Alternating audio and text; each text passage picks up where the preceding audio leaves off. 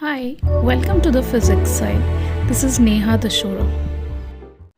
Hello everyone, आज की video में हम ये डिस्कस करेंगे कि इलेक्ट्रिक फील्ड लाइंस की डायरेक्शन जो असाइंड है वो एक्चुअली उसके पीछे का लॉजिक क्या है, क्यों पॉजिटिव चार्ज के लिए फील्ड लाइंस की डायरेक्शन आउटवर्ड होती है जबकि एक नेगेटिव पॉइंट चार्ज के लिए फील्ड लाइंस की डायरेक्शन इनवर्ड्स या टूवर्ड्स द चार्ज होती है। ये हम लोग उसके पीछे का लॉजिक डिस्कस करने वाले हैं। तो बेसिकली एक इलेक्ट्रिक फील्ड क्या है? इलेक्ट्रिक फील्ड एक ऐसा रीजन है किसी चार्ज के अराउंड जिसमें उसका इम्पैक्ट कोई दूसरा टेस्ट चार्ज एक्सपीरियंस करता है। और जैसे कि आपको पता है, टेस्ट चार्ज एक स्मॉल पॉजिटिव चार्ज होता है और जिस चार्ज का फील्ड हम डिफाइन कर रहे हैं उसको सोर्स चार्ज कहा जाता है। So test charge is a small positive charge while source charge can be positive or negative. पहले हम बात कर रहे हैं positive source charge plus capital Q की। और इलेक्ट्रिक फील्ड लाइंस के बारे में ऑलरेडी मैंने वीडियो अपलोड किया हुआ है, वो चेकआउट कर सकते हैं। यहाँ पर हम पर्टिकुलरली यही चीज डिस्कस करने वाले हैं कि इलेक्ट्रिक फील्ड लाइन की डायरेक्शन जैसी है वो क्यों है, व्हाट इज द लॉजिक कि पॉजिटिव चार्ज की इलेक्ट्रिक फील्ड लाइन आउटवर्ड ही होती है और नेगेटिव चार्ज के लिए, नेगेटिव पॉइंट चार्ज के लिए इलेक्ट्रिक फील्ड लाइन इनवर्ड क्यों डायरेक्टेड होती है, वो ही मैं एक्सप्लेन यहाँ करने वाली हूँ, उसके पीछे का रीजन। इसमें क्या हो रहा है, जैसे कि पहले हम पॉजिटिव सोर्स चार्ज की बात करते हैं, टेस्ट चार्ज पॉजिटिव ही रहता है।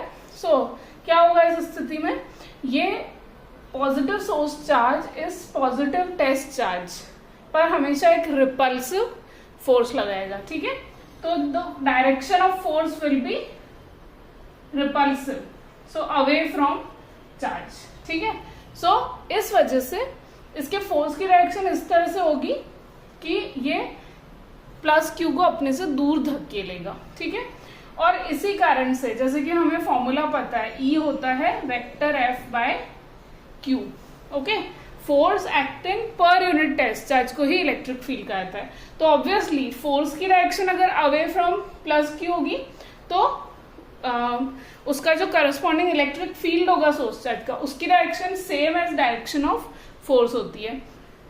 तो इस लॉजिक से हम समझ सकते हैं कि इलेक्ट्रिक फील्ड लाइन की direction for a positive test charge, positive source charge outward होगी, बिकॉज इट रिप्रेजेंट्स कि ये किसी पॉजिटिव टेस्ट चार्ज पर एक रिपल्सिव फोर्स लगाएगा जो उसको दूर की तरफ धकेलेगा।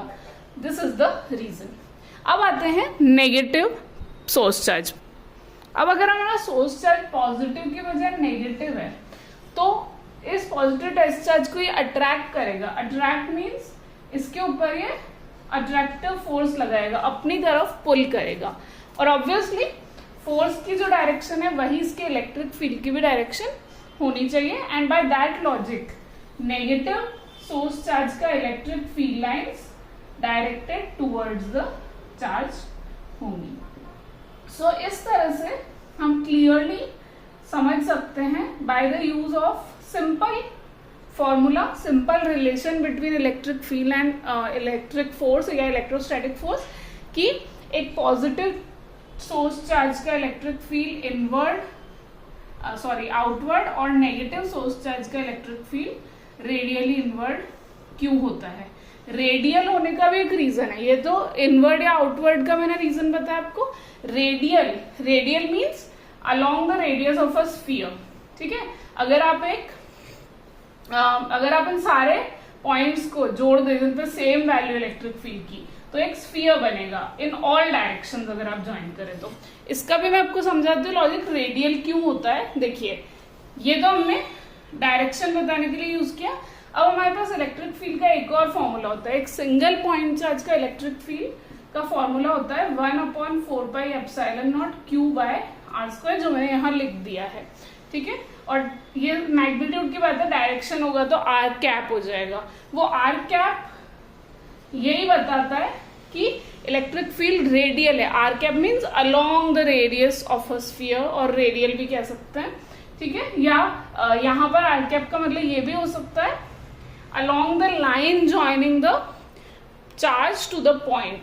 ठीक है, इसकी बात है। लेकिन रेडियल होता क्यों है वो हम मैग्नीट्यूड से डिसाइड करेंगे। देखिए, ये फॉर्मूला बताता है कि इलेक्ट्रिक फील्ड दो फैक्टर्स पे डिपेंड करता है, या तो आपके सोर्स चार्ज Q के मैग्नीट्यूड पे और या फिर उससे पॉइंट की डिस्टेंस R के ऊपर डिपेंड करता है। अब ऑब्वियसली पॉइंट की डिस्टेंस, पॉइंट P जिस पर आप फील्ड निकाल रहे हो उसकी डिस्टेंस चार्ज से जितनी ज्यादा है फील्ड उतना ही वीक होता जाएगा। ओके, सो यहाँ पर R बढ़ने से फील्ड वीक या फील्ड की स्ट्रेंथ कम हो जाएगी, वो तो ठीक है, लेकिन सेम डिस्टेंस R पे, चार्ज से सेम डिस्टेंस R पे सिचुएटेड सभी पॉइंट्स चाहे वो किसी भी डायरेक्शन में हो, ओके, R डिस्टेंस पे सिचुएटेड सभी पॉइंट चाहे वो किसी भी डायरेक्शन में हो, सबके ऊपर इलेक्ट्रिक फील्ड की वैल्यू तो सेम रहेगी। यही चीज यहाँ पॉजिटिव चार्ज के साथ भी एप्लीकेबल होगी, क्योंकि सिर्फ मैग्नीट्यूड से मतलब है हमें इलेक्ट्रिक फील्ड का। तो इसका मतलब क्या हुआ कि इलेक्ट्रिक फील्ड की स्ट्रेंथ सभी डायरेक्शन में, और यहाँ तो मैंने एक सर्कल बनाया क्योंकि बोर्ड 2 डायमेंशनल है, लेकिन अगर हम इस बोर्ड के परपेंडिकुलर डायरेक्शन में भी जाते हैं, परपेंडिकुलर प्लेन में भी जाते हैं, तब भी ये चीज अप्लाई होगी, यानी कि बोर्ड से बाहर की तरफ या बोर्ड के पीछे की तरफ, बोर्ड के सामने की तरफ या बोर्ड के पीछे की तरफ, दोनों उन दोनों डायरेक्शन में भी, और साथ ही इसके साइडवेज जो मैंने यहाँ ड्रॉ किया है, इन सभी डायरेक्शंस में 3 डायमेंशंस में आप R डिस्टेंस का कोई भी पॉइंट पर फील्ड निकालोगे तो वो सेम आएगा। ओके, सो इसलिए फील्ड लाइंस हमेशा रेडियल होती हैं, क्योंकि सेम डिस्टेंस पे सिचुएटेड पॉइंट्स जो है उन पे फील्ड सेम है, और उनको सबको आप ज्वाइन करते हैं तो वो जो डिस्टेंस है वो रेडियस के अलोंग आती है, एक स्फीयर की रेडियस के अलोंग, और बाय सेम लॉजिक ये पॉजिटिव चार्ज का भी इलेक्ट्रिक फील्ड होता है। तो this is why direction of electric field line जैसे है वैसी उसका कारण है कि भाई पॉजिटिव का आउटवर्ड और नेगेटिव का इनवर्ड, और साथ ही रेडियल क्यों होती है। That's all for today, thank you. Thank you for watching. Please don't forget to subscribe.